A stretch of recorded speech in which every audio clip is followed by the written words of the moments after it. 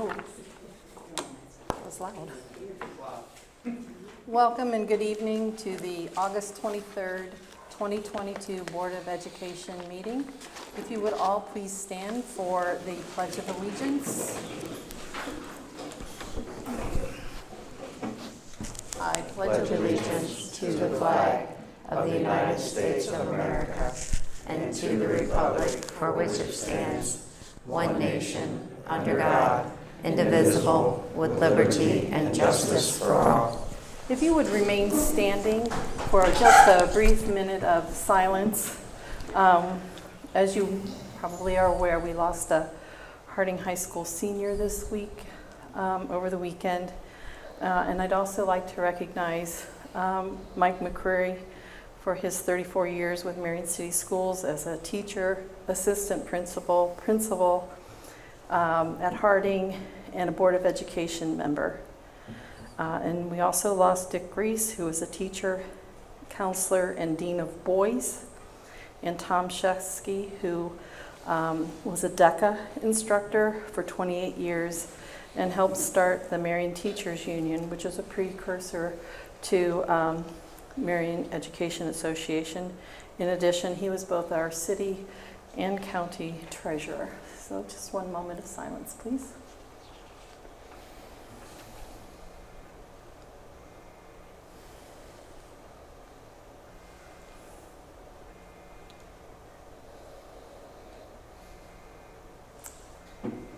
Thank you.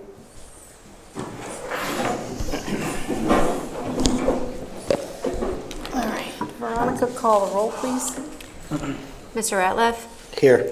Mrs. Dyer? Here. Mr. Weibling? Here. Mr. McInnes? Here. And Mrs. McKay? Here. At this time, I'm going to turn the gavel over to Mr. McInnes. I have some back issues tonight, and I thought he would be better qualified to take care and run the meeting tonight instead of me. Thank you. And we will turn this over to Superintendent's report. Thank you, Madam President. At this time, I'd like to remind everyone that the mission of the Marion City Schools is to inspire a community of achievement. And a good segue to that, I'd like to ask Mr. Johnny Jackson to come forward and give us an equity audit update.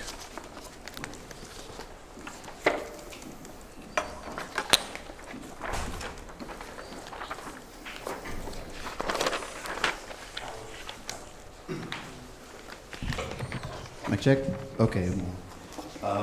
Thank you for allowing me, Mr. Mazzi, a couple minutes to talk a little bit about our equity audit.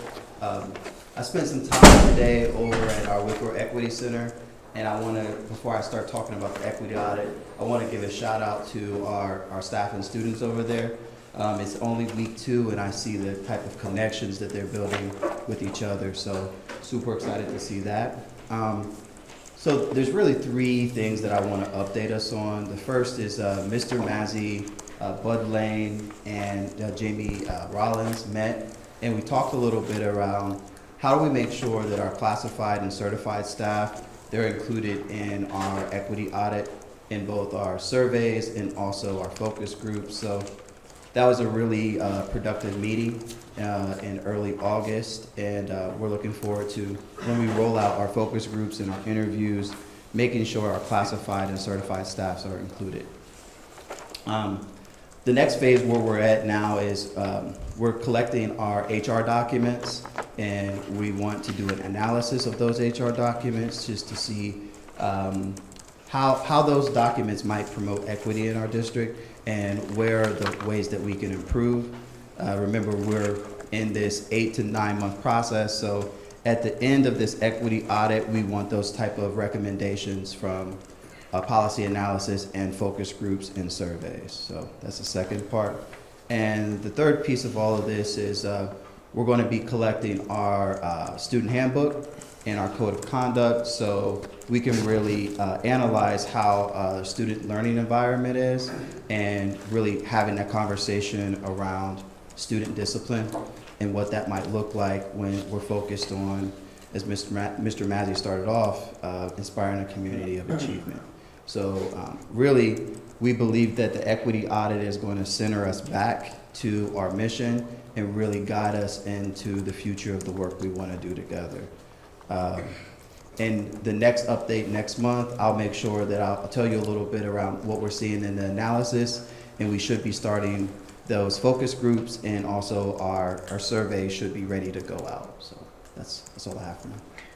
Johnny, if you wouldn't mind, from the meeting that we had on, it was July 20th, and you've mentioned focus groups a few times. I was wondering, just for the public's sake, if you could explain a little further what the goal, what those focus groups will look like, what areas the focus groups will be drawn from, and is there a time, that's my question as well, has a timeline been set for when we expect the focus groups to really get going? Sure. So we haven't set a timeline for the focus group yet because we wanted our students and staff to get into school and get settled. We have talked about those professional development days to see if we can have time for both surveys and focus groups during those days. And out of our meeting, Mr. Mazzy, Bud Lane, and also Jamie Rollins, we talked a little bit around like what time in school can we get and earmark so we can get those focus groups. When it comes to our students' focus groups, we really want to make sure that we send home those letters of consent to parents so that we can drive up student participation in those focus groups. When it comes to staff focus groups, we really want teacher and teacher, administrator, custodian, bus driver. We want focus groups that the power differential isn't off. We want people to feel comfortable. That way there's a level of trust and transparency and honesty to come out in those focus groups. But we haven't given a timeline for that, but next month I'll definitely have a timeline because I feel like people will be all settled in the class.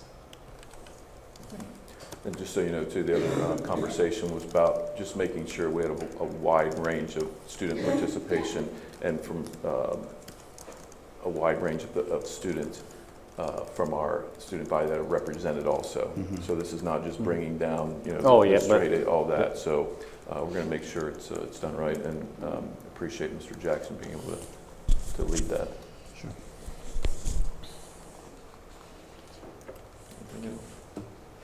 Steve, could you move your mic up a little bit? We're not hearing you through the speakers now. Oh, sorry. Thanks.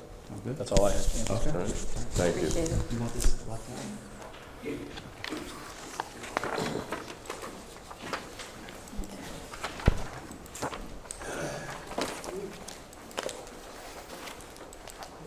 Is that all you had for tonight, Mr. Mayor? Yes, thank you. Okay, thank you.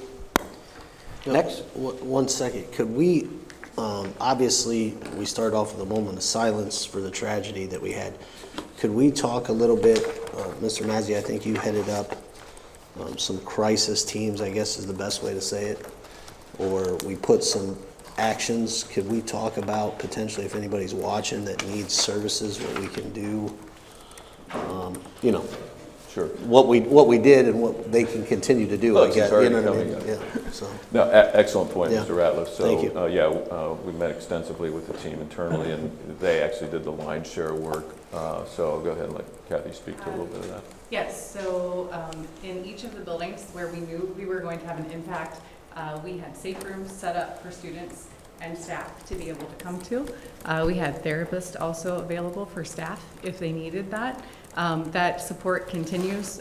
We do not have the safe rooms set up throughout the week because we didn't need it, but we also have a list of students that were identified as at risk of being affected or having some emotional ties to the family. And with that, each of those students have either been referred or followed up with to make sure that they're receiving services. We still have our ongoing services that we have available in the building. We most certainly, the counselors are checking in with those students weekly for a period of time so we can make sure that they're getting their needs met. So if they feel like they need anything, who are they to reach out to, like a building counselor or? So Yeah, go ahead. either their school counselor or their building ESP, Okay. either of those people would be able to connect them. Or a principal or something like that? Yes, a principal or assistant principal, and we can get them linked with the resources they need. Thank you. You're welcome. Thank you. And if you don't mind, while we're still under the officially superintendent's report, I just wanted to vocalize that I have heard so many staff members make comments about the positive beginning to this school year, and I appreciate that. And it feels like that we are heading in the right direction, by no means finished with the work that needs to be done.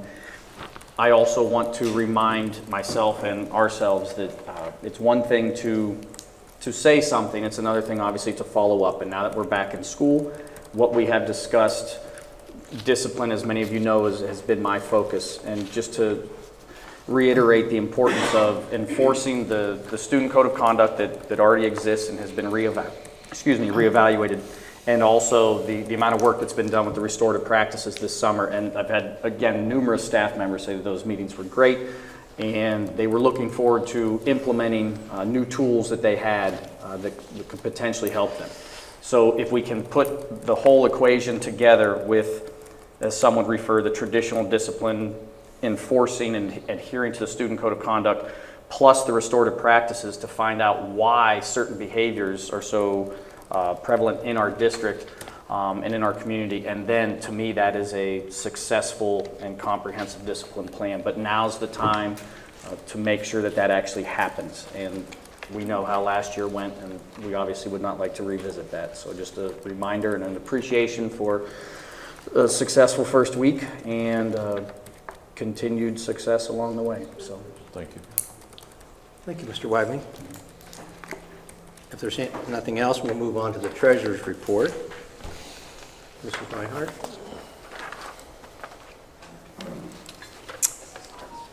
The board minutes. You recommend the approval of the board minutes from 7/18/22.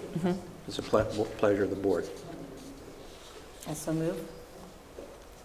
second. Discussion? Call the roll, please. Mrs. McKay? Yes. Mr. Weidling? Yes. Mr. Ratliff? Yes. Mrs. Dyer? Yes. And Mr. McInnes? Yes, motion carries. Minutes are approved. Next on the agenda, financial approvals. Need a motion to approve the following financial items: the July 2022 financials, the July fund balances, the July checks, and the elementary school supplies provided and collected by the Marion Correctional Institution. So moved. Second. Discussion? I don't know if you guys noticed the pictures that were attached of the supplies that were given in the agenda. And, yeah, on the chart here, it talks about a deficit down here, deficit balance. Could you explain that? I have to pull it up. I'm sorry, it's number C, dollar change. I think year-to-date 23 versus 22, that's just an estimate. Just give me a second, I'm sorry.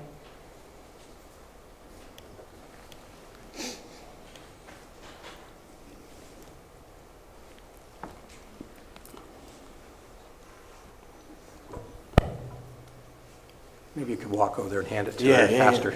Sorry. I can't get back into Yeah, that. no, that's fine.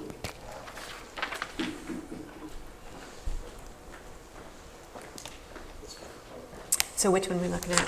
Column C, Okay, so this, yeah, the deficit's there, and I think, Okay. I'm looking at the bottom of it. okay, so I'm going to just tell you that this is an error and this formula is backwards. So this, we're actually 2 million, that should be positive, and that should be, anything that's negative should be positive, and the positive should be negative. So that means that we received $774,000 more year-to-date, or July, than we did in 21, so 22, 21. So these numbers are backwards. Okay. I'll fix that and send you a new one. All right.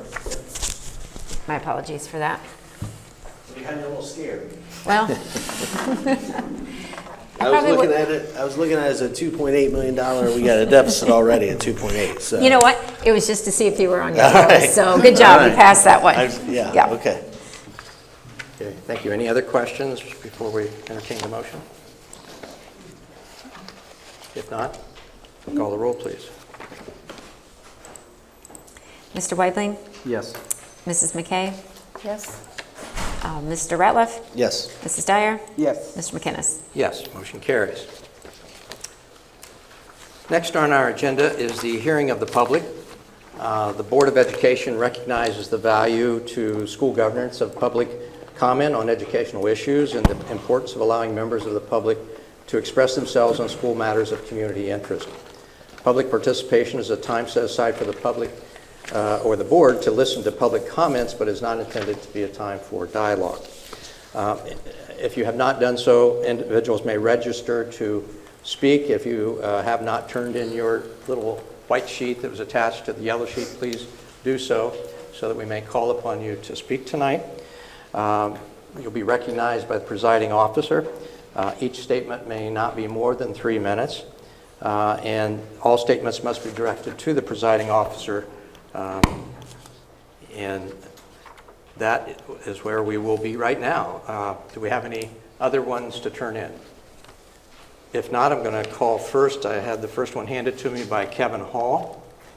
If you'll come up to the microphone and identify yourself, please.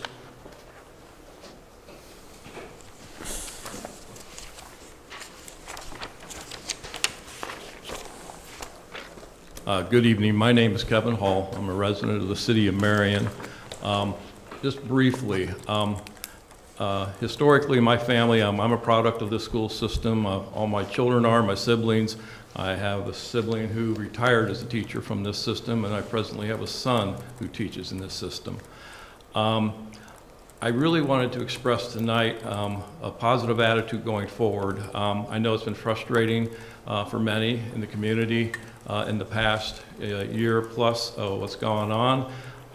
I already tonight am impressed that I see a dialogue in the board, and that's what I really want to encourage.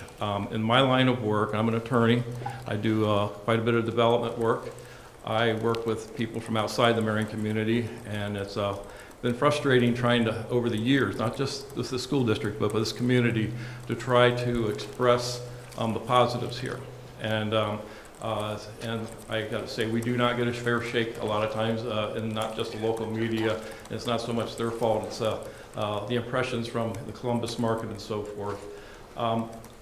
It's important that we show as a board the cooperation. This isn't something that's supposed to be adversarial amongst yourselves. There's always going to be disagreements, but I encourage you to cooperate and communicate with each other. It's important for the community. When I deal with people from outside the community, I do try to sell this community, and this school district is important to me. I think it has so much going for it. I'm pleased with some of the changes I've already seen, and all I can say is think about when you cater to, sometimes people like to cater to certain social media, certain agendas. There is an element in the community, people such as myself, and there's many that agree with me that I've talked to.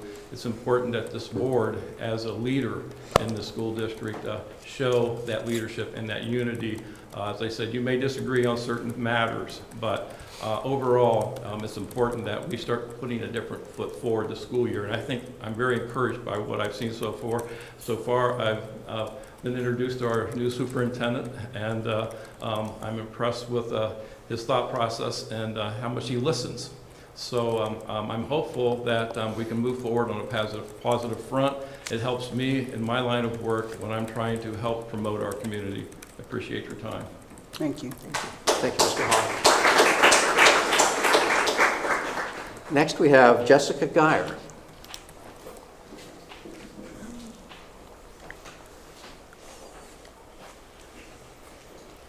Hello, I'm Jessica Geyer. I'm a resident of Marion. I also have a student at Garfield Elementary.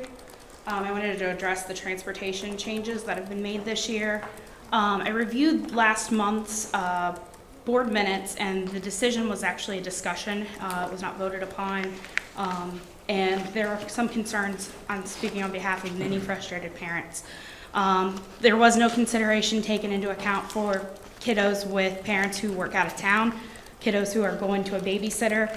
These kids are no longer able to get safe transportation to and from school. The number of sex offenders that live within the new radius is astronomical. It's disgusting. Something really needs to be reevaluated, and then I really hope that you guys will review this. I've prepared it for you to review, but I really hope that this will be an item to be relooked at. Also, the postings, I heard John make mention to, you were short on custodians. All of the external posting links are broken. If you go to apply for an external posted position, you cannot apply. It takes you back to the listed positions. So if we have a bus driver shortage, that's why. I'm in HR, you've got to follow up with your postings. I mean, these postings are outdated, they haven't been renewed, and the links are broken. How are people to apply, and how are we going to fix this issue for shortages if they can't even apply? So I'll share this with you, but thank you for your time. Please.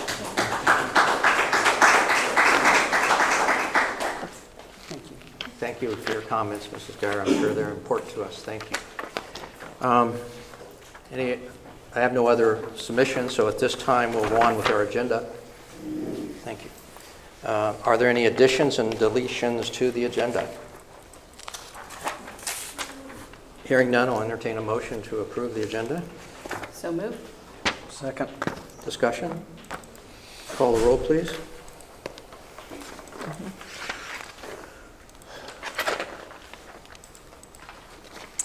Mrs. McKay? Yes. Mr. Weidling? Yes. Mr. Ratliff? Yes. Mrs. Dyer? Yes. Mr. McInnes? Yes, motion carries. Next on our agenda is old business. Under that, we have a conduct review. Mr. Massey? Thank you, appreciate it. Oh, there we go.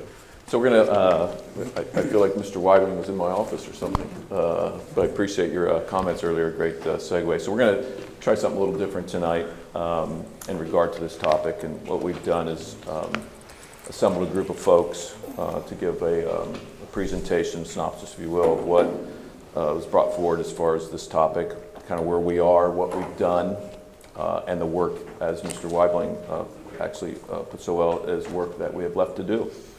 So I'm going to say a few things about a couple topics here in a minute, and then we also have with us Jen Sheridan tonight, Kathy Butler, of course Olympia, and Julie Kenny are going to comment on some specific things. So, next one. Thank Olympia for the graphics. So as I stated a few times over the last couple of months, that we were going to take a methodical and systematic approach to this topic. I think we needed to take some time to really investigate it. I think I've also mentioned that it didn't happen overnight, so it's not going to get cured overnight. It's going to take a concerted effort by all those stakeholders that you see there, and possibly some that we're not thinking about, to get to where we want to be as a district. I think that's the goal of all of us.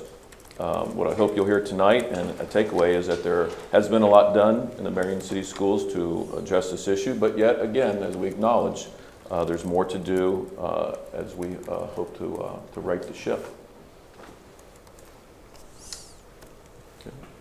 So how did we get here at current state? At the last board meeting, Ms. Dyer made a comment, and not exact quote, because I didn't go back and listen, but it struck me, and what you said was that we've actually done a lot for the Marion City School in regard to this topic, and kind of like I said, that really stuck with me. And having not been here, I really wanted to kind of investigate that and look into it more than I have as far as some of the people that I even initially spoke to.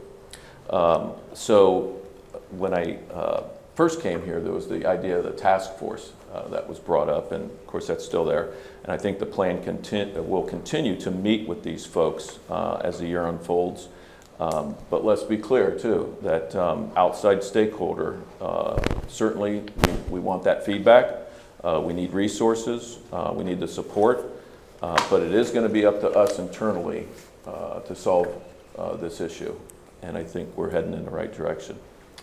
So this point in the year, our team has either gathered facts and or met with the following folks.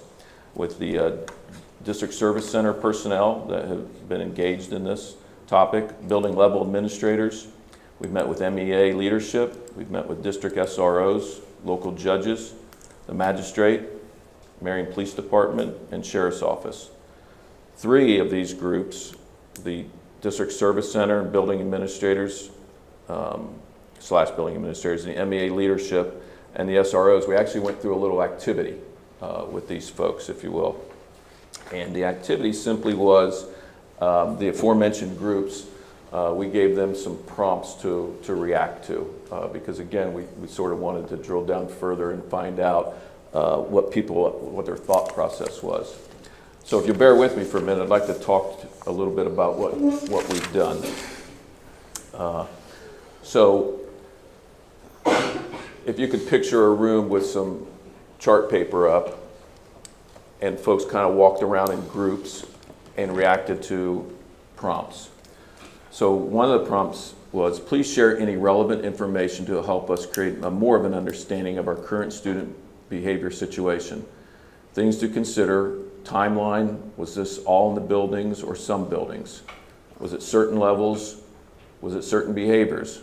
Were certain things special education related? In general, how did we get here?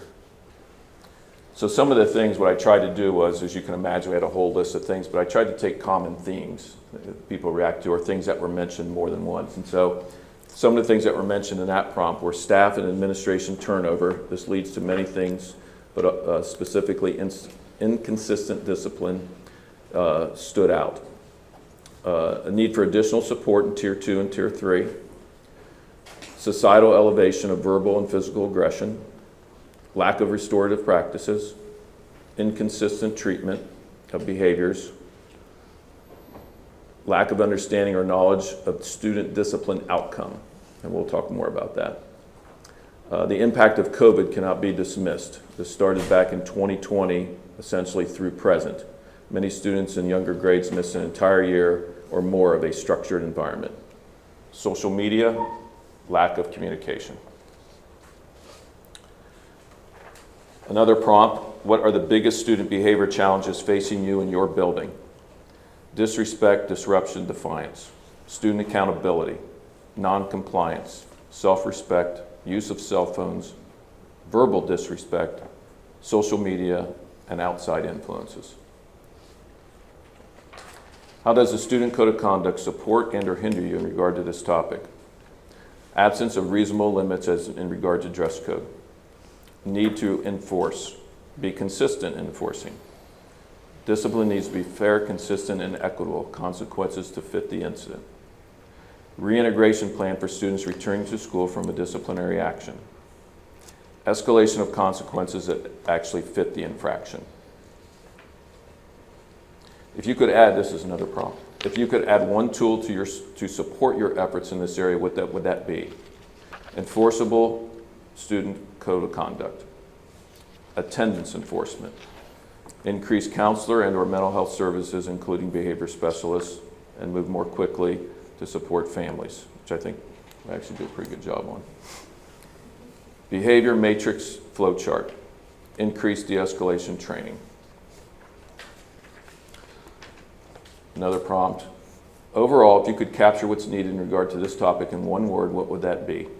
Respect, expectations clearly articulated, consistency, communication, transparency, counselors, mediators, expand PBIS and restorative practices, have more empathy.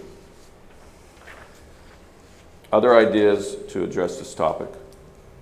PBIS for all kids and consistent implementation. You'll hear more about that also tonight. Consistent discipline meetings more than a few times a year with teachers and principals. Kids need to know and understand expectations such as school, sports, home, etc.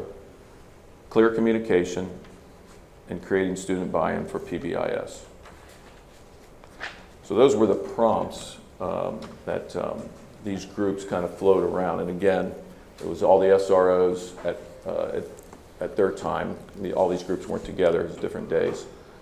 Building administrators and central office staff and MEA leadership. So, go ahead, Veronica. So from that, what we're going to do is talk a little bit about, when I say a lot's been done in our district, this is actually not everything, to be quite honest. We try to get the highlights of things that have happened, are happening, and what we still need to do. And I can guarantee you this, the buy-in is here from this staff. And to your point, Mr. Weibling, these are things that we know can't be let go, that they have to get traction, and we have to be following through. So some of the things that our group is going to comment here in a few minutes, and I'm just going to pick a couple myself, is if you look at the PACS training for all K-5 and restorative practices, I met with a teacher actually just going around the building and talking to folks the first couple of days. And I had a teacher almost in tears who was going to leave the profession. And she pointed out that if it wasn't for these trainings, she probably would have. She said it literally saved her career. So I think that's a really powerful statement when a teacher is actually, you know, in the trenches working that day in, day out says something like that. The hall monitors up in the upper right, talked to a few of those folks who, and teachers that, frankly, they're here at the high school. According to them, these folks have made a huge difference in the activity in the hallway. And then EduClimber, and frankly, this, I didn't understand EduClimber, to be honest, because we didn't have it in my previous positions, but what was a good point from the MEA is the student comes up to the office and a consequence could ensue, but then the staff member really never understood what happened after that. Well, we found an easy fix to that, and so the discussion with MEA leadership is how we could do that to make sure that that staff member gets feedback about what happened during that interaction with the office and the student. So those were just some of the things that I wanted to talk about, and so I'm going to ask other members of the team with some of these things that we know, again, that are going to have to be embedded and move forward.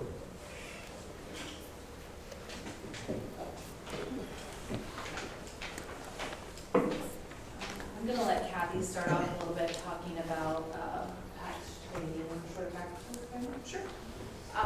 So we have, all of our new staff have been trained in PACS, and we continue to support our staff with that. In addition, so we can see that this is working, we have our ESPs in the buildings at our elementary go in and they track monthly, just data collection. There's nothing else tied to it, but when we see that PACS has been implemented in the classroom, we see a decrease in the behaviors that we would like to see less of. And so that is something that we continue, when it is implemented, we continue to see success in our classrooms. As far as restorative practices, there is still the struggle of time, and I know that that is a struggle that we will continue to have. However, you know, many of our staff that have gone through this summer, we had about 80 staff attend this summer, and 80% of the restorative practices work can be done in the classroom without the need for additional time. Those restorative conversations, those are things that we still are working with our administration and making sure that we are making that a priority to have that time. I know I had conversation with the school today and said, you know, when this student returns, what are we doing to make sure we have the opportunity to restore that relationship? So we continue to work on that as a district. It is not something that we will just send everybody to training for 2 days and then it's going to fix, but we are continuing to work. The buy-in is there from our staff, so this is a great time for us to continue to make those changes. Another one that I would like to point out is our peace rooms are up and running. So these were our de-escalation rooms that were talked about. We have those in 3 of our elementary buildings. They are being utilized. We are seeing a decrease in referrals that have to go to the office already on week 2 of school because we have students. They're able to go there, regulate, find out which coping skill works for them, and then return to class and return to their learning. Are there any others specific? I could talk a long time. Something specific I need to point out about restorative practices training is Taft Elementary, with all the SCL PD we had through the summer, Taft definitely had the most buy-in and most attendance from all staff members, which I thought was huge for Taft because especially, you know, we heard a lot about Taft last year. So I thought that was great for their staff to really come out and want to get that training and, just learn more to support their kids better. So definitely shout out to the Taft staff for being there. Some other things I just wanted to point out is, so a legal discipline review, we do that every year.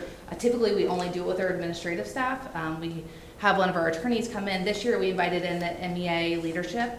So we had all the MEA building reps in there just to give them an understanding of the discipline process and the legal rights of the students and the legal rights of the school. So I think that has just a common, language now and shared understanding. Another big thing that we are bringing in this year, you'll see it on this slide and then you'll see it at another slide, is we're partnering with the Educational Support Center of Ohio, which the ESC of Central Ohio, which for the SOS team, which is on-site specialized support. So they are bringing in, we're contracting for a behavior specialist, or BCBA, which is a board certified behavior analyst. And they're gonna be in our district twice a week. Tuesdays and Thursdays, we're gonna have a referral process. It'll go through our multi-tiered support system teams.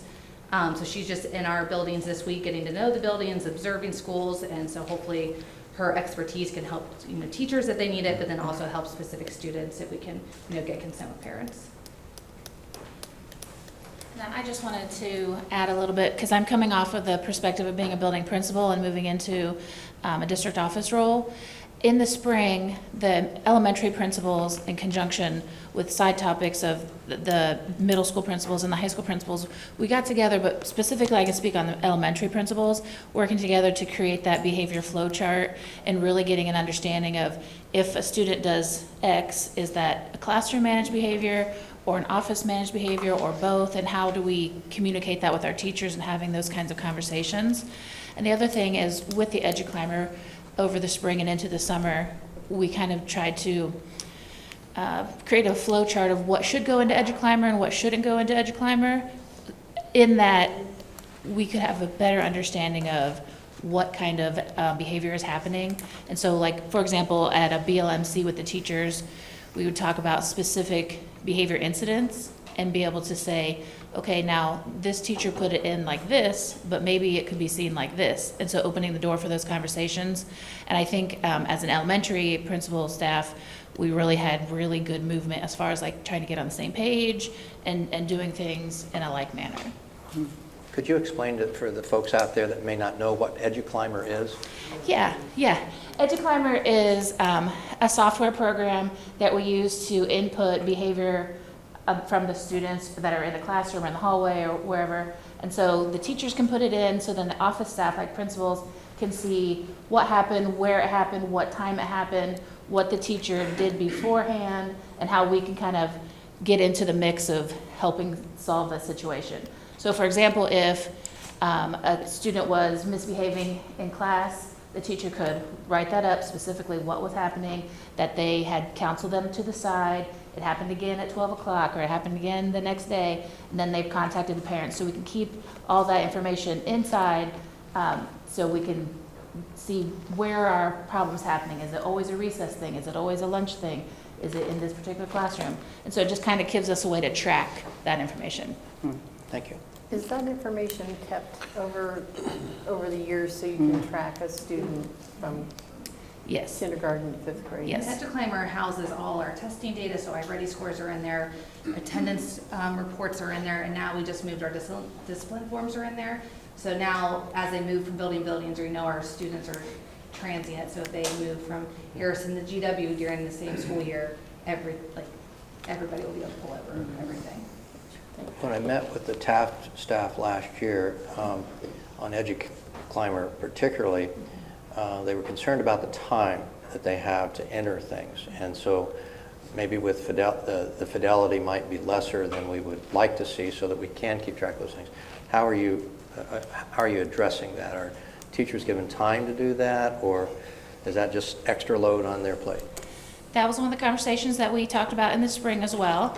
And we wanted to make it easy for them to put in. So we kind of put some parameters in, like if this is on fire, there's a different way to get a hold of us. Like for the principal, they had my cell phone, and I think every principal gives their staff at least some kind of access, whether it's a walkie or a cell phone number, and they could say, hey, this is on fire, I need you right now, versus this is something I want you to know about. So there was a difference between being on fire or like we're adding these things up, and if they continue to happen, then you need to know about it. The other thing with that is that what Mr. Mazzi said is we realized there was a way to be communicative back to the teacher. So when we put in our response, they could see in real time what was happening. So that helped too. And so with our conversation with MEA, we want to make sure that that's happening across the board. As far as PACS, how many years we've been using PACS?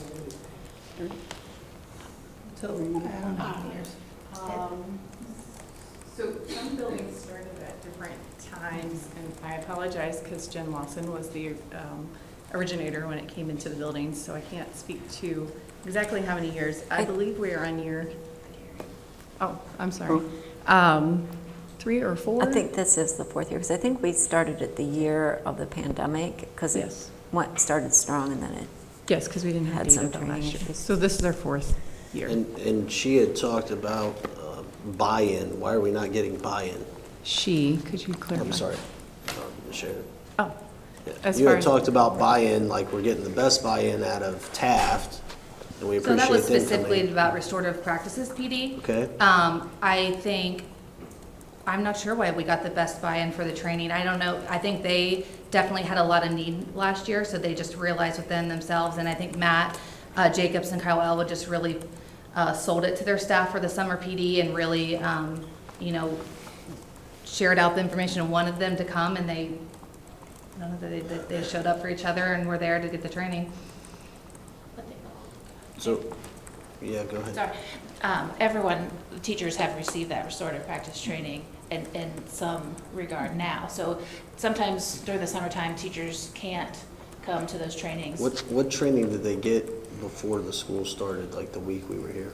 We have professional development days before school starts, and so you can probably speak to this better, how it was broken up into like elementary teachers groups and bus driver groups, and we have a PD day in September, and so we have some more of that planned for our bus drivers, our cooks, and all our other certified classified staff. Because the reports I were getting, that some of these teachers who've been here a while got the same training they've got a dozen years or so.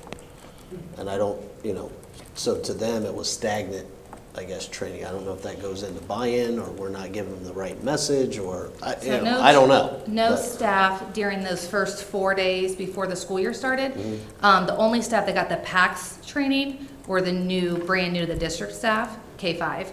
So it wouldn't have been those people you're speaking, so I'm not sure, I guess I'd ask what specific PD are they talking about, because there was multiple things through those first 4 days. Okay. The one thing everybody K-5 did get was a de-escalation training, which it was through the ESCCO. His name's Bryant. He came in with the SOS team. We've never partnered with him before. So if it's not that, I'm not sure which, I guess, yeah, if you could find out which specific Yeah, training I that would think help. it was the PACS, sorry, I think it was the PACS training in the spring, not the That- PD this morning. the one or from last excuse me, year. this morning, Yeah, I but mean, last I week. might- Yeah, I so may be last mistaken spring on what it would have was, been the. And I can one speak that those to a comments little were bit to that. So coming in as a new principal to the district last year and coming off of COVID and hybrid models, it was implemented, at least for McKinley, in spots or not fully implemented. So there were some teachers that hadn't received training and some that had. And so we were some implementing all the way with like our vision statements and our classroom expectations, and then some not at all. So what Michelle and I did at McKinley was to say to all the staff, hey, we're coming around, we want to see your vision statements on the wall or in the classroom somewhere. We want to know if you're implementing it. And so we were collecting data that way. And I can speak for like Taft and I know Garfield also were doing those kinds of things. But it's just a matter of, I think, the COVID, the hybrid, and then last year trying to have a normal year, per se, and trying to re-implement that thing. So going back to EduClimber, is it different at the elementary versus the middle school and the input? Because, and I want to know what the parents see, because I worked with a student last year who had like 17 incidences, let's say, and when you guys talk about that terminology, which is on fire or whatever the other terminology is, that teachers input, I think I need to know if parents see what incidences their children have been involved in, because back in the day, if you got in trouble at school, you got in trouble at home. So I'm wondering what the communication piece for the parent, does it come from EduClimber, or is it teacher writing a note or whatever? I know that you probably just collect the EduClimber data so that we can, come up with the reports about discipline in the school, but I'm wondering how are we communicating with parents when their children misbehave? Because I thought that 17 times was just massive. So, Yeah, so I believe that parents can see what's in Power School, so if it becomes an escalated occurrence, they can see in Power School. That's where also I think their grades are stored and things like that. But with EduClimber, it's more of an internal data collection system, so when something happens that a teacher has to correct or take the opportunity to teach the student, that's on the teacher to contact the family and talk to them about it at the first level. And then when they come into the office, there's always communication with the parent as well.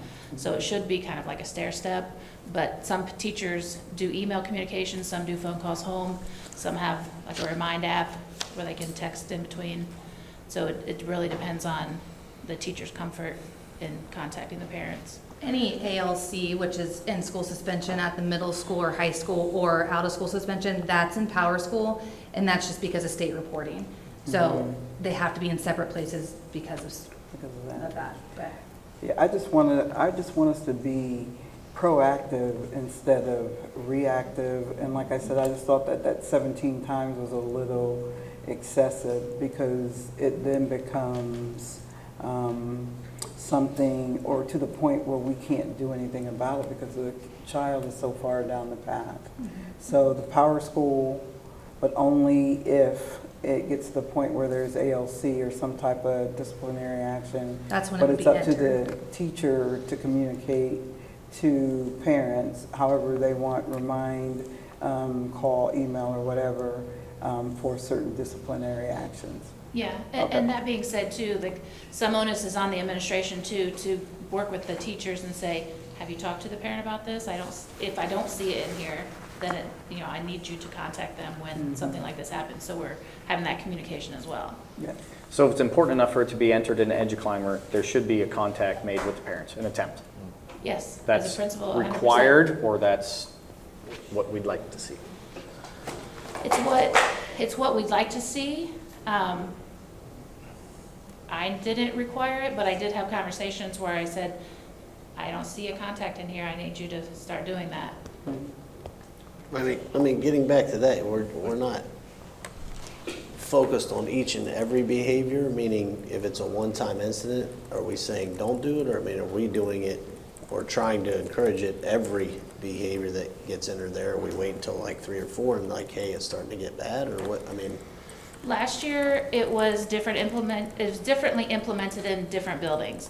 So at McKinley, we put in everything. At the beginning of the year, the teachers had a discussion with the administration, and they decided they wanted to input everything. So if you look at McKinley's data from EduClimber, you may see a lot of entries. and you're speaking that because you were the principal? Yes, yeah. Okay. And so there was things that we were just putting in for documentation and things that we were putting for the office to actually act on, or to have those starters.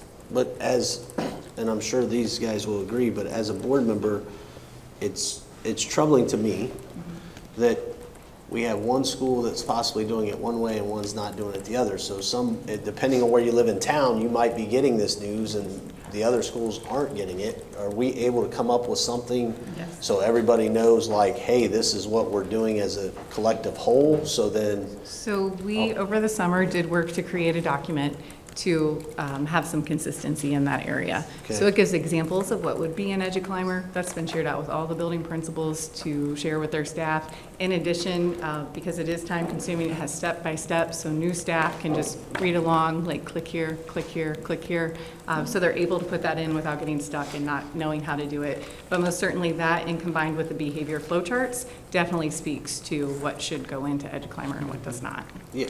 And just so you know, I've reinforced with the administrators what the expectation would be to enter items in there. Yeah, I appreciate that. I just don't want, I get the time factor. I don't want it to be overly burdensome, like every behavior has to be called upon, but obviously there's more severe behavior some days than others, and then you might see the pattern. So hopefully we have some policy that everybody's understanding, so no matter what building I'm in, it's being addressed the same way. So then one parent's saying, hey, I get calls all the time from school, and we got somebody living across town saying, I never get a call, and then they go ask and they find out there's a lot of stuff maybe they should have known about or would like to know about, I guess, more than should have. And I think that's where the flow chart helped, quite honestly, in that discussion, because as mentioned earlier, some students that might transfer from Garfield to GW or whatever, they'll be used to the same process to that point. So. I guess I've got questions, comments, and some requests.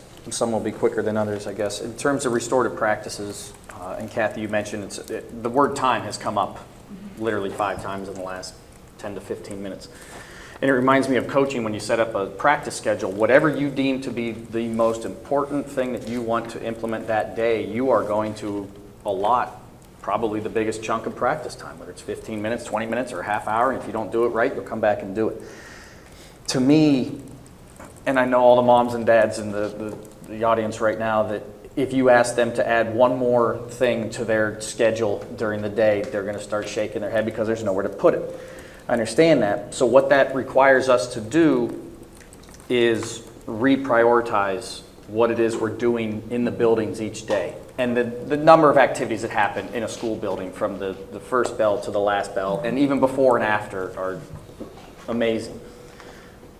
The restorative discussions has to be up high, and everybody's nodding their head. And so that's, to me, we have to make the time for it. We're going to have to cut something. It's there in terms of the importance of being able to educate students and the future community members. I'm just trying to accentuate the importance of that time. I know it's not an easy thing to do, but it's.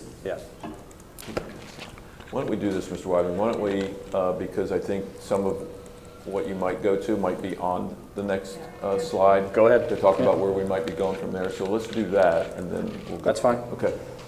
Go ahead. So the next slide's just some more external provider partnerships. Like I said earlier, some of them may have been on internal as well because they're internal, but we may be partnering with some outside agency. The biggest thing you'll see here is our partnerships with the counseling agencies we use. Kathy is definitely an expert in this, so I'm going to let her, if you guys have any specific questions about those, she can definitely answer any about those. We partner right now with Village Network, Ohio Guidestone. We are working on an MOU with Community Counseling and Wellness Center, which is formerly known as MAC. Ohio Health, we partner with, they have an MOU for grief counseling specifically. And those are just some of the things that they do for us through our contracts and our MOUs and other things that we are currently working on or have in place. What was and you mentioned with the SOS team, and it was something that was brought up to me during my Taft visit last year, the board certified behavioral Analyst. There you go. So Behavior specialist. Same thing, that's what I was going to. Yeah, so the person we have coming in does not care if you call her a BCBA or behavior specialist. Some people mind, they want to be called a BCBA. She does not mind. So behavior specialist is easier for most people. Okay. I just know many principals have mentioned that we need more of these, and they're obviously not cheap, but that's so much appreciated for. We're looking at possibly getting her a third day if she's available and if we can get the funding secured. So 2 days a week. Do we have a plan in terms of how often she will be visiting each building? It'll be based on like a referral process and need. And need at the building. So she'll bounce around as she needs to. Okay. So I'm loving the day treatment at the WEC, because last year there was nothing, no support there. So how many days a week is that? So yes, that is new. We piloted day treatment with the Village Network 3 years ago, and we started at our elementary level with some of our students who have been most impacted within our community, and we're having a difficult time with school. So we're able to provide that classroom at Garfield has a therapist in the classroom with them all day. They receive individual counseling in that as well as group counseling, and when things become escalated, there is someone right there to help them learn and use their skills to be able to regulate. We have been very successful. Many of the students that we started with now push out for the majority of the day. So they are able to be in typical classrooms the majority of the time and just come back to the room and regulate when needed. So we keep that classroom very small because sometimes it can be very big emotions.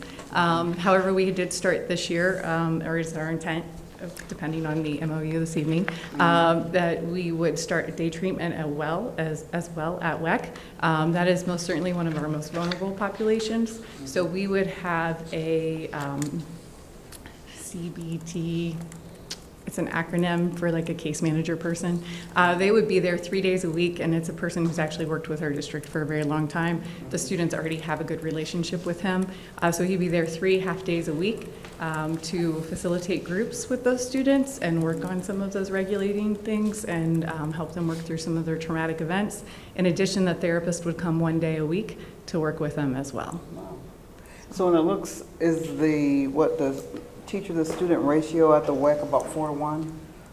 What's our population at the WEC? 20? About 20 About 20, and I students. think there's 5 adults. 5 adults and 20? I like that. Yeah, it's been very successful, and we look forward to it with our older students. It's definitely a need that we have been trying to fill for a while. Other questions? I just want to say I appreciate all the work that you all are doing through the DSC and also in our buildings to help our children. It's important work. And is that Strengthening Families, is that a grant that we're partnering with the Y and a lot of our teachers? So we are partnering with Marion Crawford Prevention.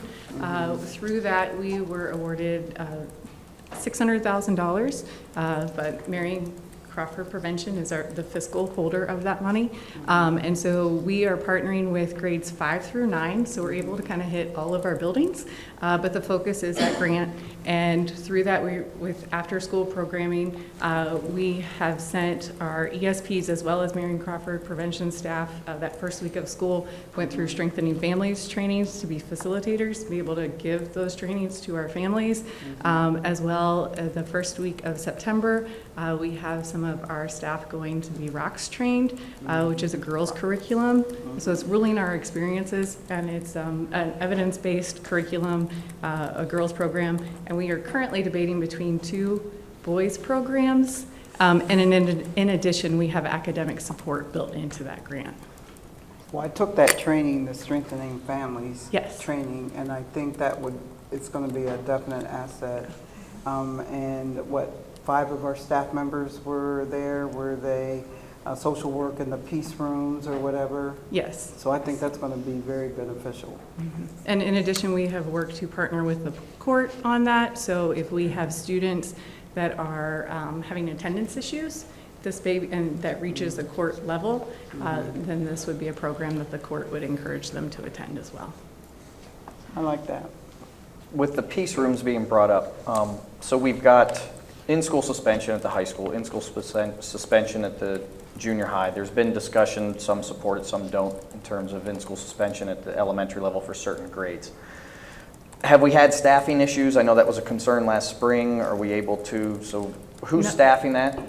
So we have either licensed social workers or people who are awaiting to take their social work licensure test are staffing each of those rooms. That is their only job. So they are there all day, except for their lunch break, and they're able to facilitate students throughout the day. And are there plans to, we said 3 schools so far, correct? Yes. Are we planning to expand, or is that going to be based on need, if the staff and the administrators in those buildings feel the need for a peace room? Our hope is that we see successful data and we have the finances available, because most certainly we know it is a need for many of our buildings, not just these 3. So the hope is to expand it, but at this point we are using these 3 as a pilot and tracking data. We're tracking that data in EduClimber. How many times do students come down? What time of day do they come down? How long are they there? And which interventions are they choosing to use, so we know where to put our resources into in providing those interventions. Okay, and that leads to my next question. And it's been a minute, in-school suspension for Harding in the high school level is the only one I'd ever experienced, and that was one of my duties during the day.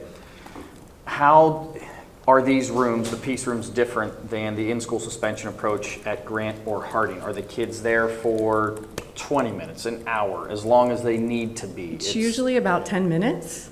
So a student comes in, we do an emotional check-in with them, so grade level dependent, smiley face, whatever we need to do with that. So they do an emotional check-in, they do a regulation activity. If there's an issue that they want to talk about with our staff person, they work through that issue, and then we make a plan for them to go back to class.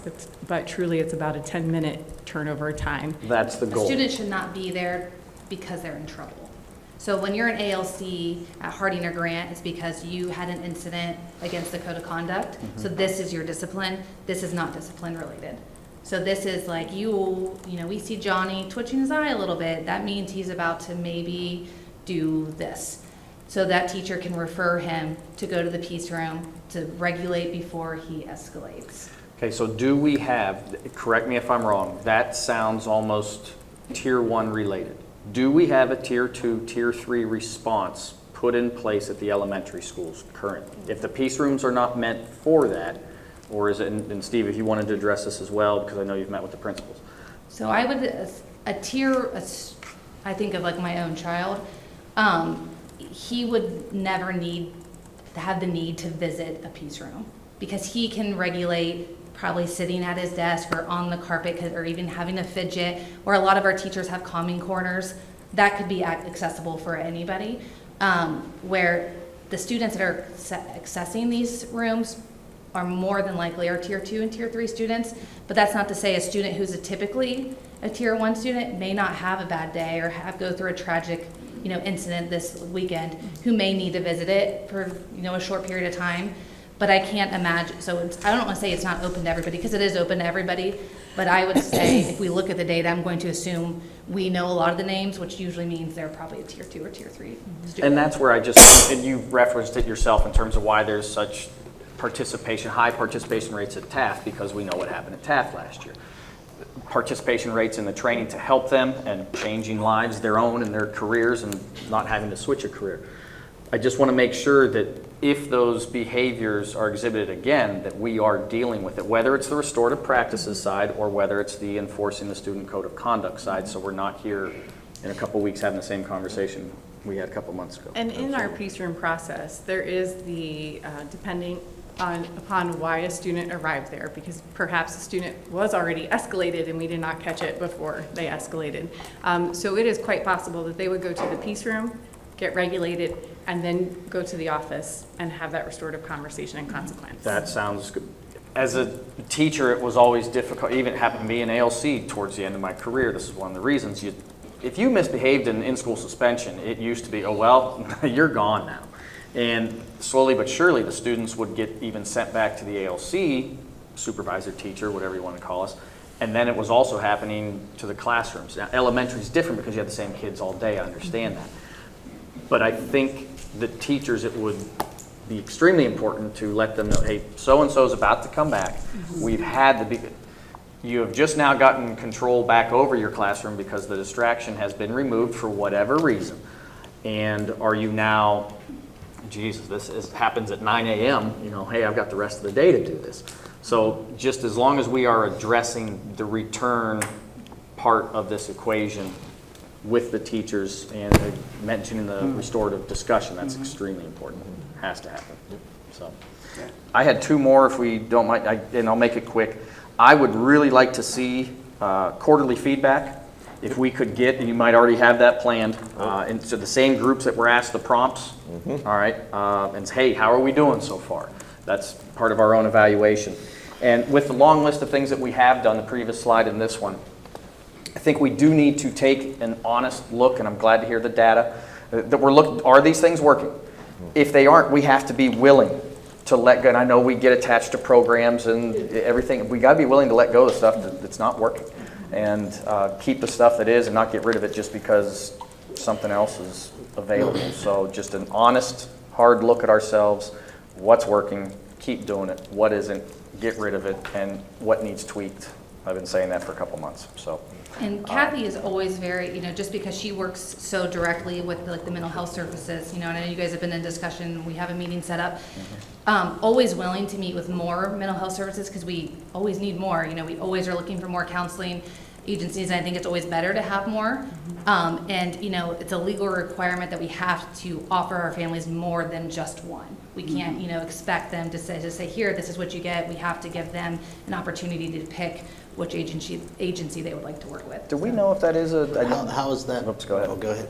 No, How is sorry. that possible then if you're basically saying, for instance, Village Network's going to be in Grant? So when we discuss with families and we call and make that phone call for the referral, they have the options for different agencies. So if they want school-based services, these are currently our options. Any of these agencies can serve you. However, what we have found to be effective, for example, with Guidestone, we have a counselor that is in one of our buildings, and the kids know that counselor because they see that person, and they see other people interacting with that person. So when they say, I'd like to meet with Miranda, then the kid and the family are already on board because they know who Miranda is. And there's already, even though there may not have been contact, they know who that person is, and other people in their community are using that. So what we find is that typically at the high school level, when I get a referral, often it will say they want Michelle. And so that is the person they want to see. So when we have a counselor that is within a building, they're able to build relationship with our staff and our students and our families in the morning at drop-off lines. And so they then are comfortable with that service, which is why typically they tend to use the ones at those buildings. However, they have the choice of any of those, and they also have the choice to not have school-based services, and then we provide them with a list of counselors that they can go out to the community and use, because some families don't want their kids getting counseling at school. But when we place a counselor into a school, like this Village Network contract from tonight, aren't we saying that that's the counselor for Grant? So that is not true. I have Guidestone counselors that also go to Grant, and I have Ohio Health that goes into Grant.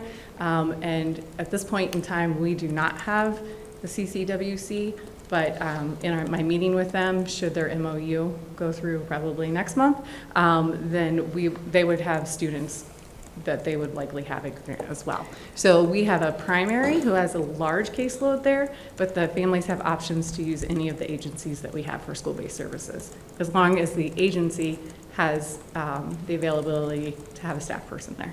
Okay, so I understand what you're saying. However, when I'm looking at this, and you're saying it's a whatever program, if I'm at Taft and I want to use the Village Network, where do I go? So the ESP, the principal or the guidance counselor sends, or not guidance counselor, we don't have those there, assistant principal sends a Google form, and that comes to me, and on there they have a choice of which, if there's a preferred agency or they don't have a preference for an agency and they just want the first available.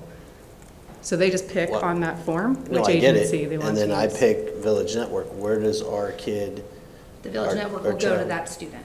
Is that what you mean? Yeah. So because I send in the referral. Yeah. The Village Network then contacts the family, which has already been contacted by the school to prompt the conversation.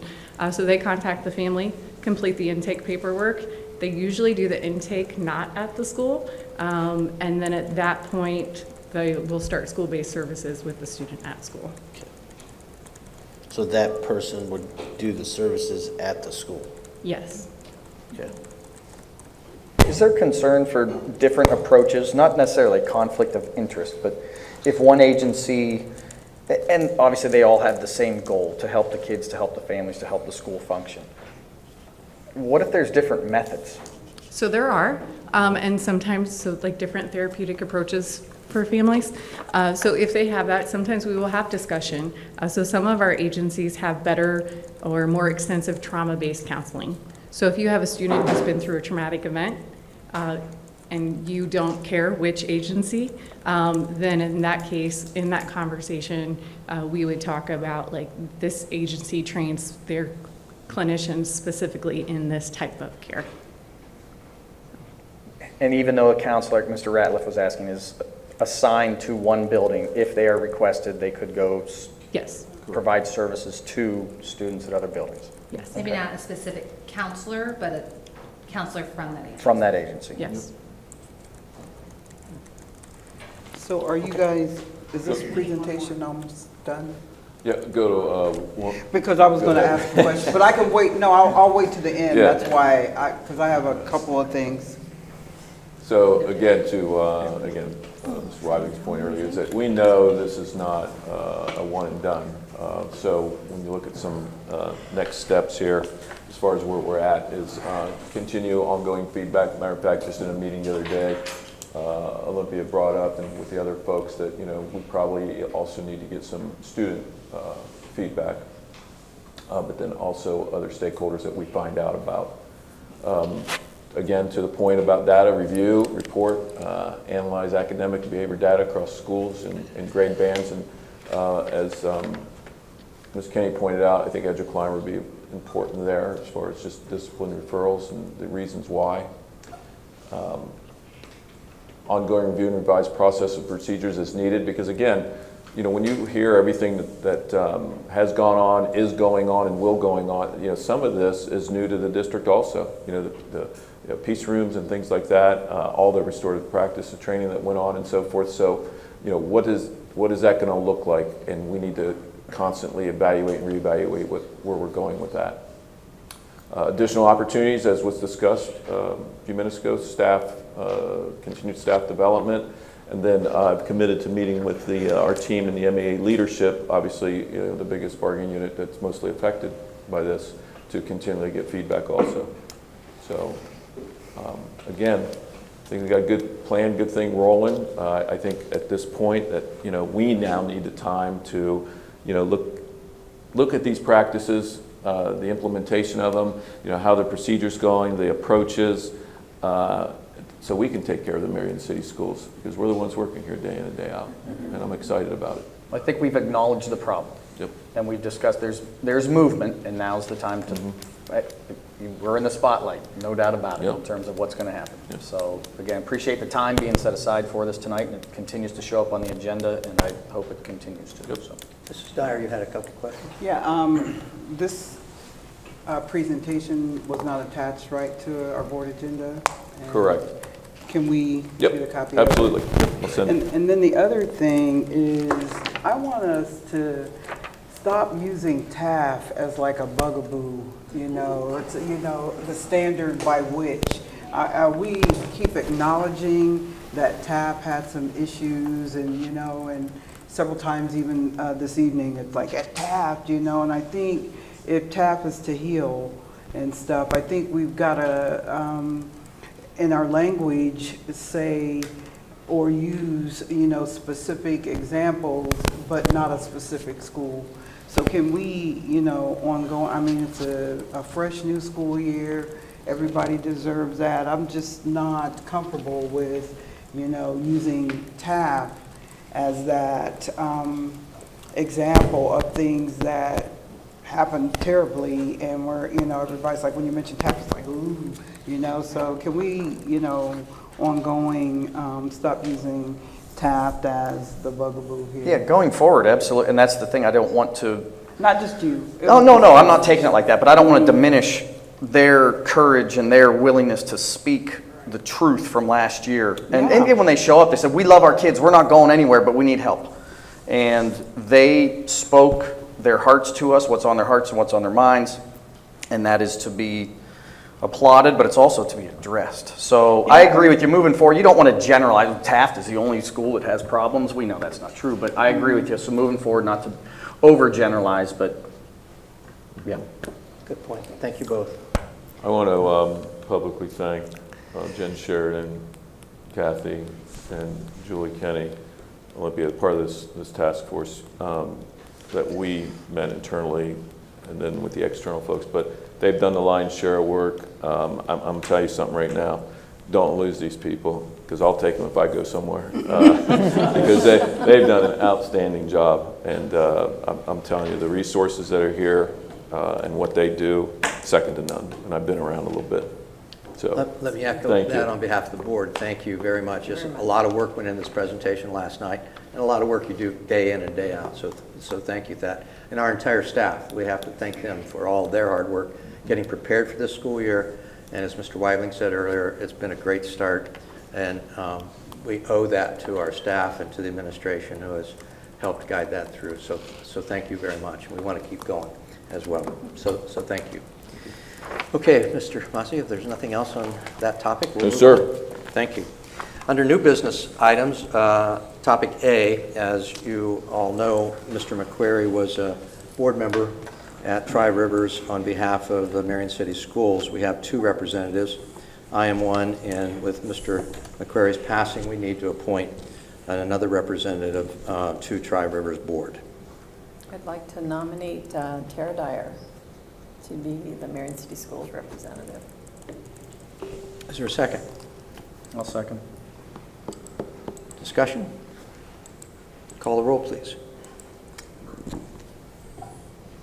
Thanks, I apologize. Mrs. McKay? Yes. Mr. Weibling? Yes. Mr. Ratliff? Yes. Mrs. Dyer? No, yes. I don't know which one to click. Mr. McKinnis? Yes, motion carries. Too late now. Congratulations, Tara. Okay, it's my intent under new business agreements and contracts to combine all of these contracts into one. I will read them, but I will combine them in one motion unless any member of the board wishes to treat any one of them separately. I would want to talk about the first one, A, B. I'm sorry, A, B? A and B and E. A, B, and E. Okay? Okay.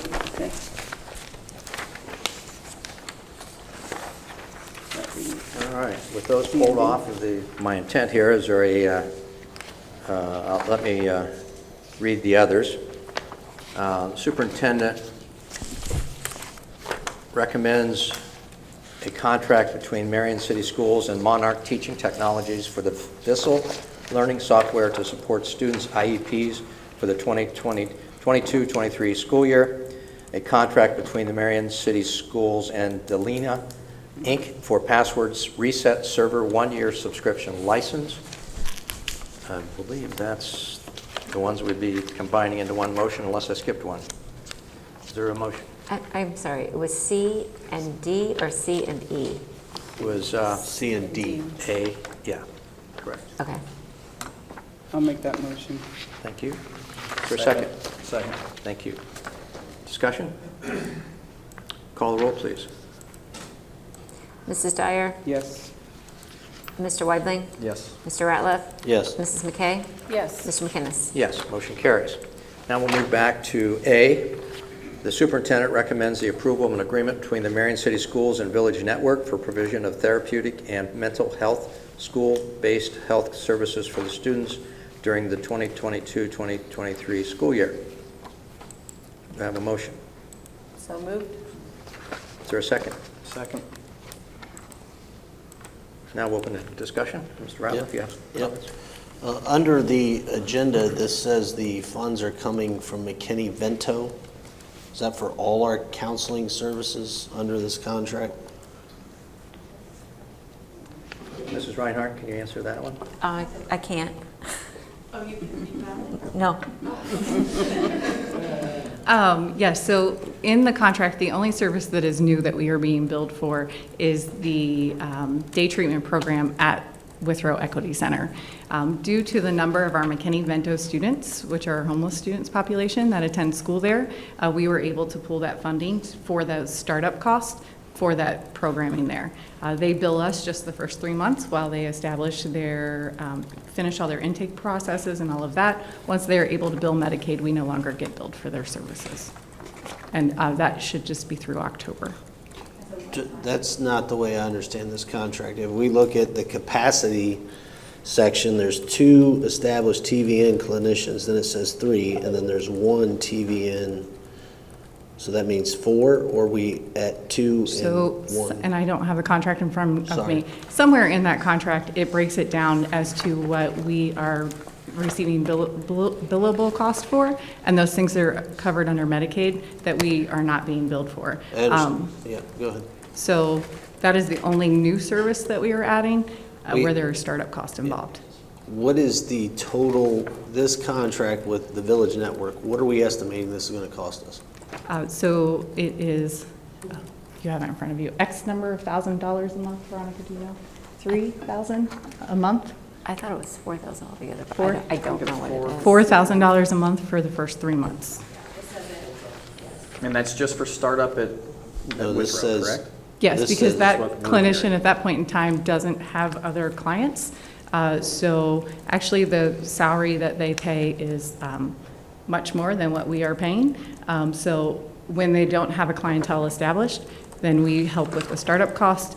And after that clientele is established, we don't do that. So after they receive typically 5 clients, we stop paying startup costs. So if we get 5 families to complete the paperwork prior to October, they will stop billing us. But Okay, I that's think Mr. not. Ratliff's about to continue If you with. look midway on page 2, that's where it says $4,000 for August, September, October. No, I'm looking on page 1, 1.5 capacity. It has 2 TVN clinicians, right? And then it has 1 clinician at Grant, 1 at Garfield, 1 at Marion Harding. I count that as 3. Can you tell me how it says 2? That's just saying the capacity that they provide us. Okay. Then it says 1 new TVN clinician at Withrow. I count that as 4 TVNs now, right? So we're not paying for 4? We're paying just the startup cost for the one, For which one? the one at Web. Okay. So then when it has the capacity change, this says the startup cost to add TVN clinicians, $4,000 per clinician. That's what you're talking about? Yes, that's just the one clinician. Okay, and that's for, we can pay up to 3 months, right? Until they get, you're saying, an established caseload. Yes. What happens, what is these costs on general mental health services and costs where we're paying $200 per assessment? So that is something, and it is also in our Ohio Guidestone contract, and that is something that we have implemented into our contract after we had some students who had private insurance who were unable to receive mental health services that had severe mental health needs. We have never used that since it has been in the contract and has been in our contract the last 2 years. We have it in there in case we have an emergency situation in which we would have a student who is in dire need of services. Okay, this says also, if you read further, it says non-Medicaid clients, we're paying a rate of $500 a month per student. Correct, and those would all have to be approved through me and also then through our superintendent. They are not able to just have clients come on, and again, that was for those high intense emergency situations, and we have never used that. We have just put it in there so we have a resource if we are to come into a situation like we did a few years ago, where we had a student who had severe mental health needs. The family was working but unable to afford mental health, and the student was not safe. So under the general mental health services, the cost, you're representing to the board that potentially, at least in the past, we've paid nothing. Correct. But we could pay something if an emergency arises. We could, and I have no issue if that were to come, that we would present that to the board before we would agree to payment for that. Then if we go under intensive therapy, we're talking a monthly rate, and that's the $4,000 for a grant? Just for the 3 months. And for grant Withrow, and that's the only $4,000 we're paying for a total of the top end is 12. Correct. And then it says we're paying non-Medicaid clients $2,500 a month per classroom. So that would be in our day treatment programs. If we have students that are not clients, or not Medicaid students, not clients, and we do not have a caseload of at least 5. So at that point in time, they would not be able to pay their clinician. So if we were to not have 5 clients in that day treatment program, then they would bill us that amount for non-Medicaid clients that we have in there. That is also something that has not happened. But that doesn't say this 5 that you're talking about, we're not going to get billed. Mr. Ratliff, do you intend to go on throughout the contract, or Well, I'm trying to with see Mrs. what the- Butler, she's Yeah, at I'd a like- disadvantage. She doesn't have the contract in front of her. I would just Maybe suggest, these I would questions just should be directed suggest to Mr. Massey. that if there, that's why we send these out beforehand, that if there's specific questions that go that deep, that those questions should come through me, and then I could get those answers and report back to the board, because I mean, I don't think this is the proper time to go I think through it's it the at a time. exact proper time. It's a public meeting that we're doing board Well, that's why you get that business. early, though, so you can ask questions early. I don't have to ask you behind closed doors about contracts that we're voting on. I'm asking you, sir, that you're submitting the contract to Correct. us today for submission. So you think this is complete. I'm asking you for cost analysis of what we're doing, and you guys have none. Oh, we Is do. it $12,000? Okay, then how much? $12,000? I'm asking about parts of a contract of And that's when I think you $2,500 per should month. detail those out and send those to me. Well, I'm asking you right now. We're in I a don't think public this is- meeting. I think she don't said this they is never appropriate used those time parts. to depose, you're basically deposing somebody. I'm not. Yes, She you are. stepped up to the microphone. I didn't ask her. I asked her to about answer cost, and questions, she not to came go up. through an entire contract. I don't think that's fair for her. Well, then she shouldn't answer the question. asked- She can sit back down and I'll have the discussion with you, sir. And I won't This do, is and I your- won't do it here either. You can send those questions ahead of time. That's why we send you that ahead of time. I don't have to ask you ahead of time, I Mr. don't have to Mazzi. answer I'm right now. asking, you don't have to answer me? No. I'm a board member. Yeah. I hope the have to public answer is understanding what is happening No. here. I'm a Please board send- member asking you about Mr. cost of Ratliff? this that. district's. And I understand that. Excuse me. What I'm Let's trying not to have this say is, conversation that's tonight. why we want, If that's we why want we to have, send if those you want out to have a beforehand. recess so you can talk about it, I'm happy. I don't want to have a recess. I want somebody to answer my question. This So is what a was the superintendent, question? send this. The question- These What was services the are question? directly affected. I thought I was getting through. Excuse me, it's not with me and you. It's No, with me and I'm this fine. guy, I'm okay? trying to figure out what the question is. I understand. This I'm guy is the asking about- Superintendent, Steve Yeah, Massey. just, Okay, let me say, it's with these me and the services- superintendent. I'm asking about contract costs he's asking us to pay and vote on tonight that nobody can give me what they are, what's going to be paid. I have experts right here that deal with this on a day-to-day basis. The expert couldn't answer it. So you can answer all these questions. These services directly relate and support our kids. Okay, so by going through this, And this is our kids' Go ahead. money. So I want to know how much we're going to be paying. It's a pretty easy question. We're in charge of the budget. We've said We're in that. charge of these contracts. Can I jump in for $12,000. 30 seconds, That's not please? what this contract says. In terms of number, okay, so under Village Network, this is my take on what's happening right now. The dollar amount presented is $12,000, which will be for 3 months to WEC specifically, to Withrow, due to the student body. It'll be $4,000 for 3 months. Correct, okay? And then after that, it goes to Medicaid, correct? However, and I have the same questions, I've got notes on here as well. When reading through, and I think that's what Mr. Ratliff, and I was, going to do the same thing, is asking for clarification. Because if these situations were to happen, I know you mentioned we haven't spent this money before, okay? And fair enough, okay, we didn't know that, but in emergency situations, okay? And nobody here at this table or in this room is going to deny that. Well, hey, during an emergency, we don't want to do this. When I read this, I was like, well, this is a lot more than $12,000, okay? And that's where, but if it hasn't surfaced before, if it is during an emergency situation, and we have the ability to approve it, and that's a whole nother conversation, I think, but I think that's, as the conversation continues, and I'm going to step back a bit, but this could be read, and I think was read, and not by just Mr. Ratliff by himself, that is this truly $12,000? So I think that's what we're trying to get to the bottom of Yes, in terms of, it's I We think, have opened a day treatment before with Village Network at Garfield, so you could probably go back and, financials are not my thing.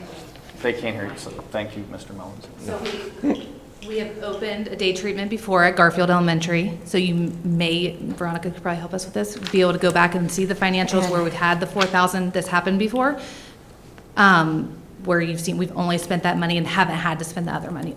Yes, we want this built into our contract because if there is an emergency situation, we don't want to not serve kids because their parents are working and are Medicaid eligible. Agreed. So we absolutely need to have a safety net for them. But like Kathy said, if we need a process to bring that to you guys and have an approval process, it's no big deal. So you're trying to be proactive instead of reactive. And if you And went we over will the, have- I'm sorry. Go ahead, you go. I'm just saying, if you needed those additional dollars, where would they come from?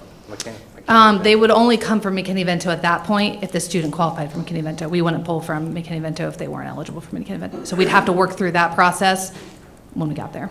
And I think the other part of this is in terms of us being board members, and Mr. Rapp, I'm going to give the floor back to you after this, is that, and I said this at the meeting in May or June, I can't remember which one it was, that for the public to know these things, sometimes this is the only way it happens, is through these discussions. The good, the bad, and the ugly. And but yes, government teacher, hey, guess what? It's your responsibility to be informed as a citizen.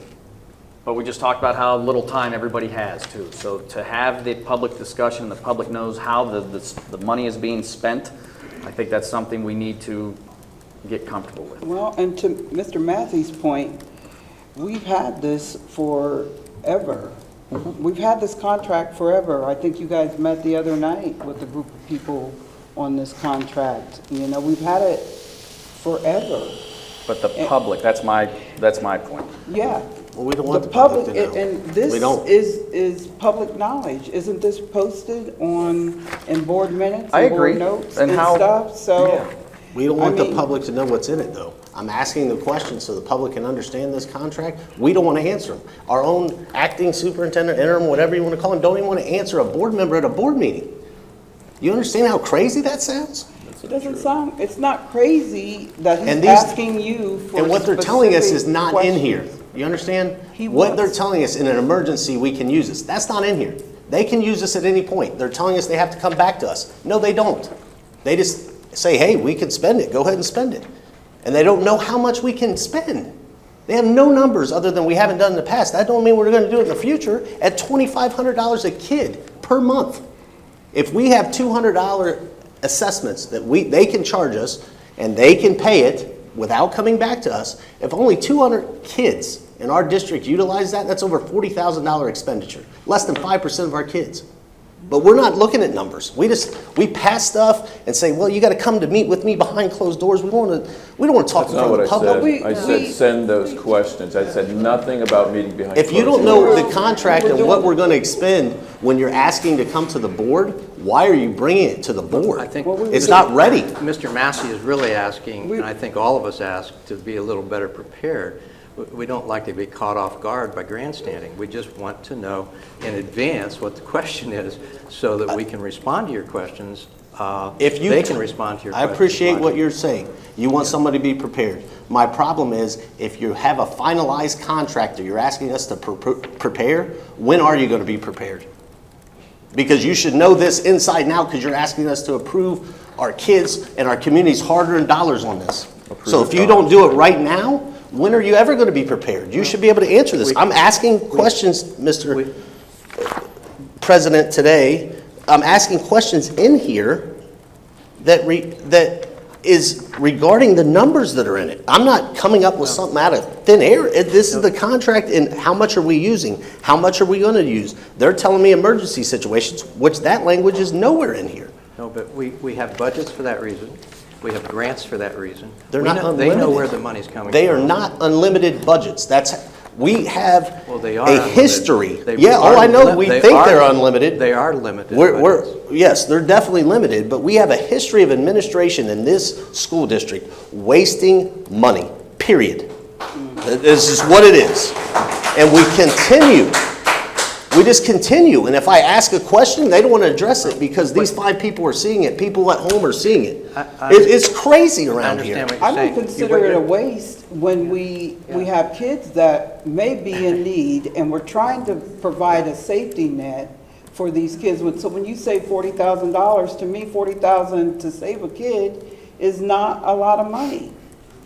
To save a kid in an emergency. In times like these, especially considering what just happened in our city this week. You know, so where our kids are couch surfing and don't have a place to stay, and we're using McKinney-Vento money. So I know the audience is applauding because I don't think it's wasteful spending. I really don't. I I think I don't. that we should be reading contracts before we vote on them and know what's in them. That's what I read them. And if you read this, contracts. if you read this, you'd have the same questions I do. I don't. $2,500 a month. How many times are we going to do that? You didn't ask. Nobody asked. But we're just going to pass it like it's nothing. No, I talked to Kathy Butler today. Did you? How many times has it been used? How many $2,500 students are we going to have? And when she did her presentation, there were a couple of mental service providers that didn't charge us anything. Well, then why are we using this? Because they're professional. I mean, it doesn't make any sense then. Because they're professional. If they're And charging our us staff nothing, why am I passing I something said that charge some something? of them. I Let's, said some of them. let's move on from this discussion. I think we have a motion and a second on it, do we not, Mrs. Reinhardt? Yes, we do.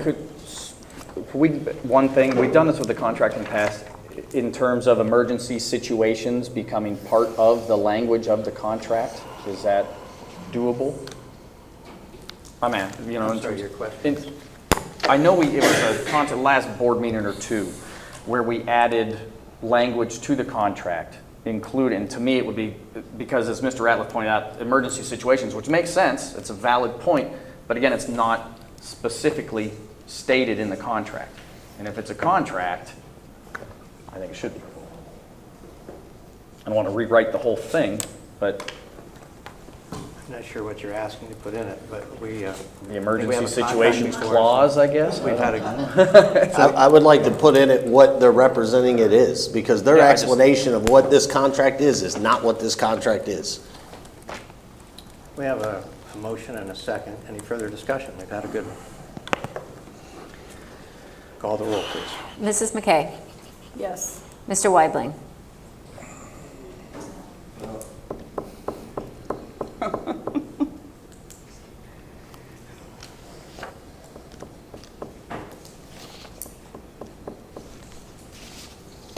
Yes.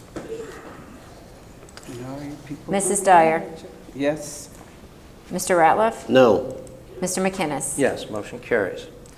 The next item on our agenda was called Carefree Education. The superintendent recommends the approval and agreement between the Marion City Schools and Carefree Education to provide consulting services for gifted program services. Have a motion. So moved. Is there a second? I'll second. Discussion, please. What is the need for this service? So in the update I sent to everybody in preparation for the meeting, I had to get educated on this also. So we've worked with them in the past, the last 2 years in this same capacity. What we have to do is get to a place, because we have a few of our gifted folks over the last few years that they have the credentials to be the gifted person as far as the coordination and so forth, but we have a compliance and reporting piece also. And because we haven't been able to keep a person in that position to make sure that they're trained to do that, we've had to bring in, or the district has had to bring in support service personnel to do that. And that's what this is about. And I don't know if anybody else is educated enough on that besides myself as far as that goes. But do you have a person in mind? Or is it just no, we have our person in place. This company supports that. And we want that person to become credentialed? Yep. And we hope that they stay. That's correct. And she's going to work on what we need. So we could move then away from the support folks and paying them. I got to be honest that I appreciate when you said that it wasn't we said the district, because this happened before you got on board. We had a teacher on special assignment, correct, who was credentialed for gifted, for this very purpose. And that position, and somebody correct me if I'm wrong, that position was eliminated. And now we are going to ask to hire somebody at $77,000 a year, in addition to the $18,000 we're going to pay this agency, because that person isn't credentialed, even though we had a credentialed person last year and got rid of that position. That, to me, again, this is where When you said it's the district, not we necessarily. This, to me, speaks to what Mr. Ratliff had just mentioned in terms of wasteful spending. And I've talked to people literally who worked for this agency and the representatives who will come in, and they said they're great. They were great through November. They were fantastic. But then afterwards, not so much, not necessarily needed. And this is the third year that we're doing this. It's also my understanding that we do have 4 additional people in the district who are credentialed. My question, I guess, is was this position, were they made aware of this position? What were reasons perhaps they didn't want to take the position? I do have a lot of questions concerning this, and even the address. You know, it's back to hometown for me, and I even see familiar names on the contract. And that's just when we've got homegrown people with the credentials and their positions eliminated, then we come back and do this. The only thing I'm confused about on the comment is when I reviewed this, we've used them the last several years. So the person that we had was probably credentialed for the gifted coordinator, but not for the compliance and reporting piece. Otherwise, I don't think the district would have brought That this I can't speak company to, on. so that's a valid point that I can't answer. So. You know, and we've had this contract before. And I could certainly look into it. Yeah. And to comment on just wasteful spending, the teacher on assignment, and I understand it, and I didn't make that decision either, but teacher on assignments were costing the district more, and I don't know exactly how that works because there were certain things they couldn't do and so forth. But so at any rate, I just throw that out that that's the reason. If a position was not eliminated, it was simply a change in how it was structured. Perspective. That's not the way I remembered that discussion going at all. But this position is to provide assistance and guidance for the new gifted coordinator. And as we were all on the emails when our last one was let go, I was very disappointed and disheartened to learn my position as gifted coordinator is being eliminated. So now we got a new one. It's the same thing. It's the same title of gifted coordinator, and we're paying $18,000 more to train the person that we already had one to do. And it was not my... No, you didn't hear Mr. Massey. He said this contract was in place for that person as well. Well, this one says to provide guidance for the new gifted coordinator. I understand we might have had it before. It's my understanding this is to train the person because they don't understand the tracking procedures. No, I heard Mr. Massey say that it was for compliance. There we go. I might be able to shed a little bit of light, and bear with me because I'm in this position now new. So my understanding is the position that the teacher was on special assignment last year was also receiving help from this organization with the credentialing piece, but in a larger dollar amount.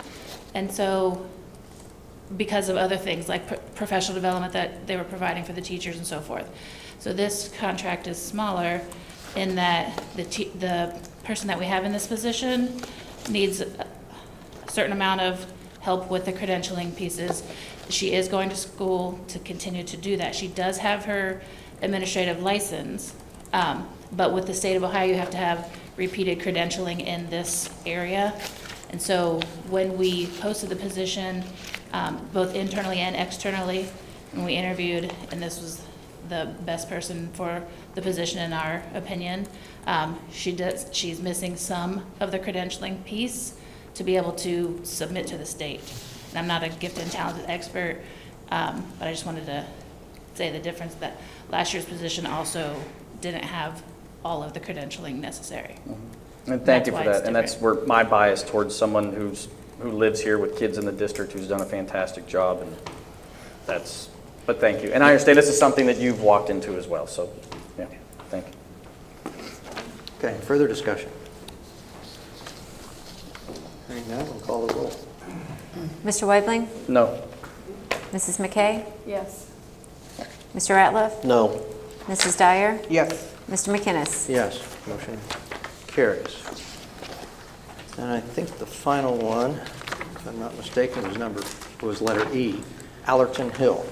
The superintendent recommends entering into an agreement with Allerton Hill for communications and public relations services for the district relating to social media management, video and graphic design, per the attached agreement, which we were all given. Do I have a motion? So moved. Second? Discussion, please. I'm trying to figure out why we need a consulting place for whatever this is for when we have a whole department or a whole job that's designated for this. So I don't know why we would have somebody that does this need a consulting firm unless we just feel like we need another consulting firm around here. Well, Mr. Weibling and I sit on the Communications Committee, and I've asked that same question in the committee. And Allerton actually does a lot of different things than our department head in that area. And you have so many things going on from website design and updates. Mr. Weibling, can you speak to this? I'll vouch for that, but to me, and this goes back to with what we talked about with the equity audit, which I'm 100% behind that. We voted for that. We're moving forward. I want to support it 100%. That's why I was asking Mr. Jackson the questions too. To me, the $25,000, is that better spent internally in Marion? That was one of the things. I didn't even know what Allerton was last, September, October, November. Boy, was it brought up to me over and over and over again. And I don't know if it's whether a question of, and maybe this is it, where the public, what's Allerton? They have no idea, and maybe that's on us in terms of not communicating the amount of help that they give us. Matt's very good at his job. And yes, the meetings that we've had with them, I think that's what's being raised here, though. Again, it's a very similar concept to the last two things that we've just talked about. But yeah, they are involved, but there's... Right. And I was just speaking to Mr. Ratliff's point that really they do some in addition to what Matt does. For example, they keep us updated on our social media, how many hits we have. They take care of, you've seen the Marion City School social media on Facebook. They prepare and do all of those things. So it's just too much for Matt to do to keep up with the social media part. And they keep us apprised of the direction other districts are going and what the public wants to hear. So they're very valuable to me, and I've been on that committee now for 2 years. So they do a lot of extra than what Matt does. Matt relies on them a great deal. They'll write press releases. They'll write our emergency press releases when we have things going on in the district that neither Matt or Mr. Massey have time to do. So they're extremely valuable to our communications. If you've seen the quarterly letters, the newsletters that go out? They do those. And so for that dollar amount, that's a real bargain for what they give us. I'd like to make a request then, and it's maybe ironic that the guy who was just saying that nobody has time to do anything else. When something like this comes up, and we are specifically talking about an administrator's position, a contract that is going to help him or her do their job as effectively as they possibly can. Very similar to what we did with the state of the schools, which would have been last March. Okay, when Marsha Pitts is talking about the pathways and everything else like that. And I don't want to call it a sales pitch, but boy, would it come in handy. And I know we've got the information, and I could have reached out to Matt, but again, I'd like for the public to be able to hear that too. And it's not one more thing I want to assign the administrators to do. But just like, and Johnny, I could have asked you this too about the $55,000. What would you do with the $55,000 instead of waiting for the board meeting? But that's where, for transparency's sake, to find out, I wish Matt were here right now, and it's not fair for me to say that perhaps, but to put the dollar amount of $25,000 with everything that they do provide for the students. And to hear Matt say, what would happen if we didn't have Allerton? What restrictions would that put upon us? Or maybe Matt says, hey, I could use that $25,000 and do this, or we could hire somebody part-time to help me with that. I think that's something in the future we definitely need to And following up on that, I'm sure Allerton, you know Jennifer. Yeah, I've known her since I was 14 She years was a old. graduate of this school, as I recall. Her No, she's from Boardman High School. Yeah, Boardman High School. yeah, friends with her husband. Yeah, so, okay. But to me, we're all on committees. Like I'm on extracurricular, I think, grounds. I missed that this morning. Diversity and equity. I mean, so to me, we're on these subcommittees so that you can be informed and ask these questions, and then you bring it back to the public, you know? So if we're on, and that meeting was at 7:15 this morning, that's why I'm sorry I missed it. Yeah.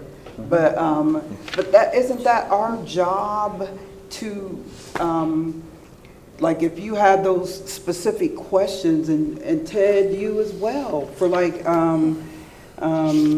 you're on policy, Kelly, Ted's on finance, I'm on curriculum. So isn't it up to us, like Mr. Hall said, to get these questions?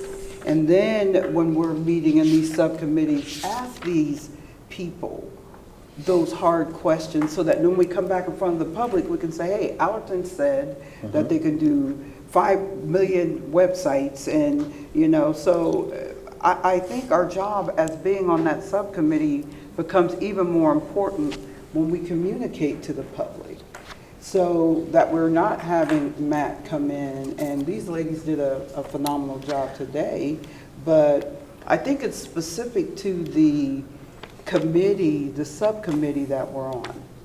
I agree with you with the job they did, and I think if Matt were, I don't want to force him, but I think to give him the floor too would be important. I think he would, I don't want to speak for him, but if I were in a position like that, I'd appreciate the opportunity to go to bat for my program and say, hey, we need Allerton for this reason. Yes, especially being on the committee, and like Ted said, What was your last communications meeting? Last one I was able to attend would have been in the spring. Yeah. So, yeah. So, I mean, Well, committees haven't met over the Yeah. summer. well, one met this morning at 7:15. We're getting rolling. But it's fall. And I missed It's it, fall but- semester. Okay, so. further discussion on this item? If not, we have a motion and a second. Call the roll, please. Mr. Weidling, I'm going to abstain.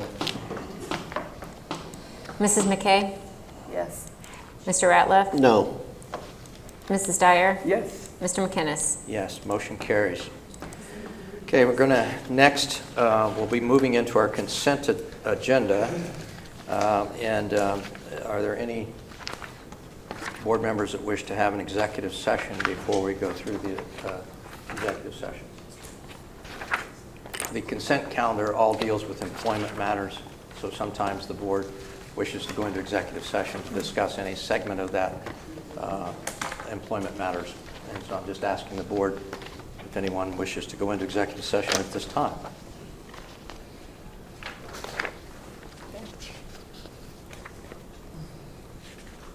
While you're thinking about it, I'll read my little spiel here, that all matters listed under the consent agenda are considered by the board to be routine and will be enacted by the board in one motion in the form listed below. There will be no discussion of these items prior to the time the board votes on the motion unless members of the board, staff, or the public request specific items to be discussed and removed from the consent agenda. The superintendent recommends approval of the consent agenda items. Employment is specifically conditioned on and subject to successful background checks, receipt and final administrative review of all application records, and receipt of all other necessary documentation. Anyone want an executive session? If not, I'll entertain a motion to approve the consent calendar. So moved. I'll second. Discussion? Oh, sorry, I shouldn't have asked for discussion. I just said we weren't going to. That's the point of the consent. Thank you. We have a motion and a second. You're saying Call the we roll, can please. remove this? Pardon me? You could remove an item? That's what you're saying, right? If we, Yes, I we're wanna going to go, remove the we'll go gift. into, you don't have to tell us what it is. We'll go into executive session for you to tell us what you're removing. Yeah, I'll ask to go into executive session if that's where you guys want to do this. Okay.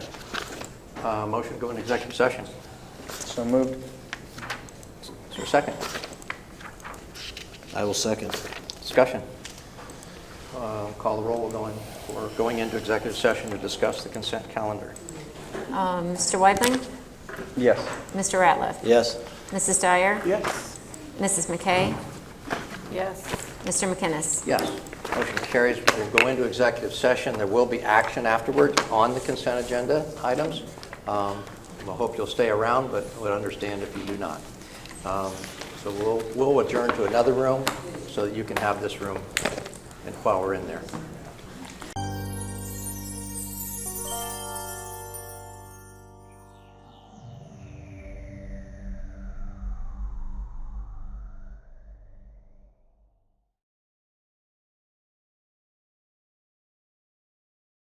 Out of executive session. Sorry. You ready, John? Yeah. Declaring us out of executive session at 8:24 roughly by that clock up there on the wall. And we have, we're at the consent calendar. We have a motion by Mr. Weibling and a second by Mr. McKay. Call the roll. Mr. Weibling? Yes. Mrs. McKay? Yes. Mrs. Dyer? Yes? Mr. Ratliff? No. Mr. McInnes? Yes, motion carries. So I'll get back in.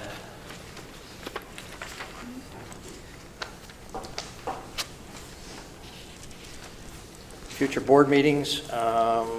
We have one coming up on September 19th here in this room at 6 p.m. Any committee reports? I guess I want to go back to the communications committee. You know, after admitting the Allerton representative, I've known, again, literally childhood friends of mine. I know the couple. I just didn't think it was appropriate to make a decision to send $25,000 or not their way. So, okay. Yeah. So, but I'll leave it at that. Thank you. Any committee reports? Information discussion items, the OSBA Capital Conference is November 13th through the 15th. If you want to sign up for that, we need to contact Veronica. She can also arrange for housing at that conference. So please let her know. Anything else under information and discussion? I'll need to know that really by the end of the week, especially if you want to have housing. Okay.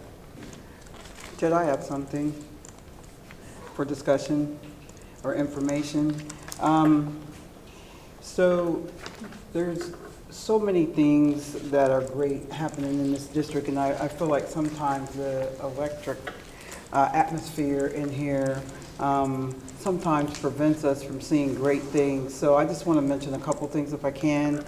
One is we have a student at Grant, Chloe McGarry, who wrote this book, and maybe one day we can invite Chloe to come in and she can autograph this book for us. It's on Amazon, and she even has coloring pages.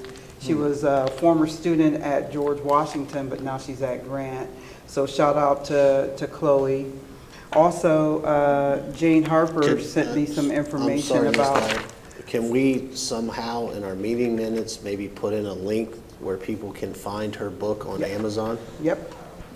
Also, Jane Harper had some students who excelled at the state level. Kaylin Bonzel at Grant, Ansley Butler at Grant, Ryan Harper at Benjamin Harrison. Macy Harper earned an outstanding ribbon at the Ohio State Fair. She's at Grant. Hillary Rollins at Grant, Carter Rollins at Grant, Sierra Strom at Harding, as well as Evelyn Tway at Benjamin Harrison Elementary. And then last but not least, if you haven't had a chance, Lori Newell has a great Adopt a Box garden at Benjamin Harrison. They got great tomatoes over there. So what's my point? My point is, I know, it sometimes feels as if we lose sight of the ball, but, as long as we're trying to do what's best for kids, I think everybody's heart, everybody around this table is the same. So I just wanted to shout those people out, and it's probably something that I'll continue to do. So if teachers or parents or anyone has anything. Now, we're not going to do, little Teddy one, tiddlywinks, that kind of stuff. But, this 4-H was state. This person wrote a book, and Lori Newell has Adopt a Box, which I think can be related to our microfarming program. So we're doing great things in the Marion City Schools District. They've got the they've got it covered and it's really looking good. So that's exciting to see Carrots are that coming up. microfarm Yep. going. Along those same lines, I thought this summer, driving around as school was getting ready to start, I noticed all the extracurricular coaches and teachers and so forth. Boy, that takes heart, and I just wanted to give a shout out to them. I'm driving in my air-conditioned car, and they're out there in the heat, directing the band, directing the choir. You know, everybody's doing hard work.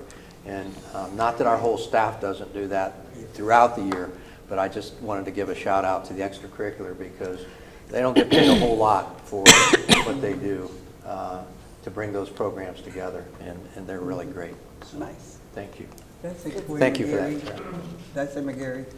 Yeah, Chloe McGarry. I copied the name. Okay, is there a need to go into executive session for any other reason? If not, entertain a motion to adjourn. So moved. Second. Discussion? All those in favor say aye. Aye. Same sign opposed. Motion carries. We're adjourned. Peace out.